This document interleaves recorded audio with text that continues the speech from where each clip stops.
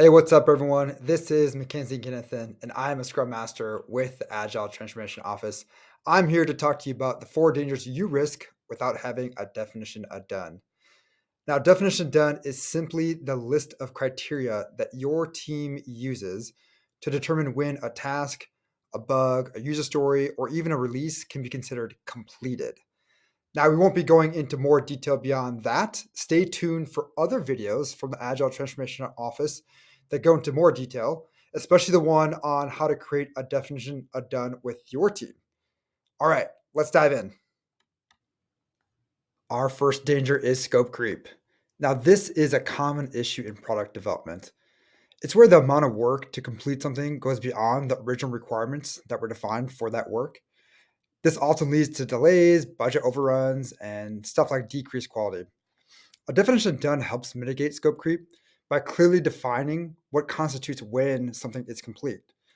Minimizing scope creep also improves the effectiveness of the team since they're not spending time on unnecessary work.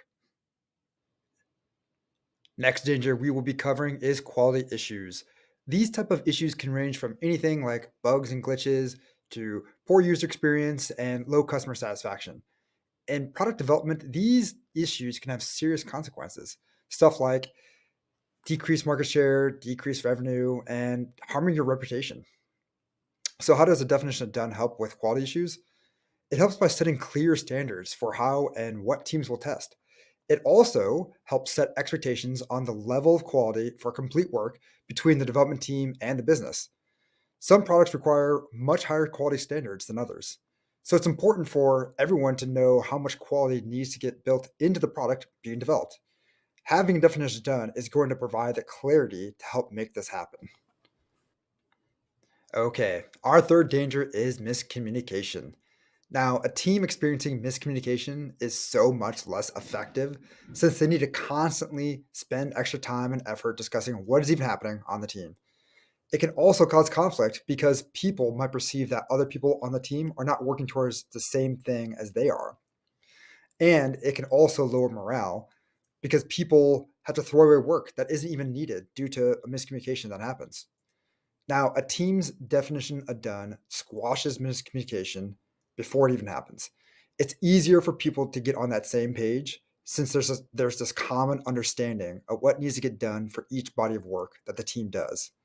And it helps avoid that problem of throwaway work since people will be less likely to work on things that aren't actually even needed.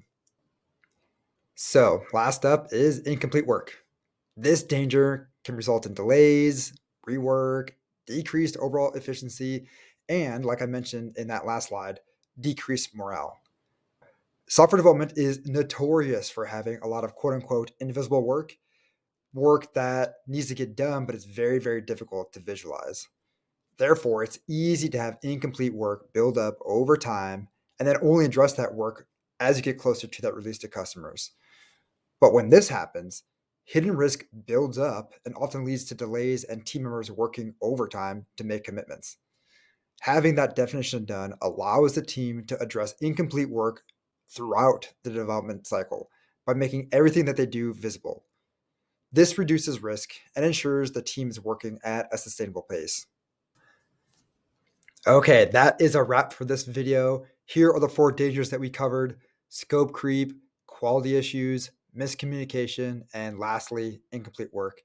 Like I said in the beginning of the video, stay tuned for more on the definition of done, especially on how to create a definition of done with your team. But I will see you in the next one. Have a great day. See you later.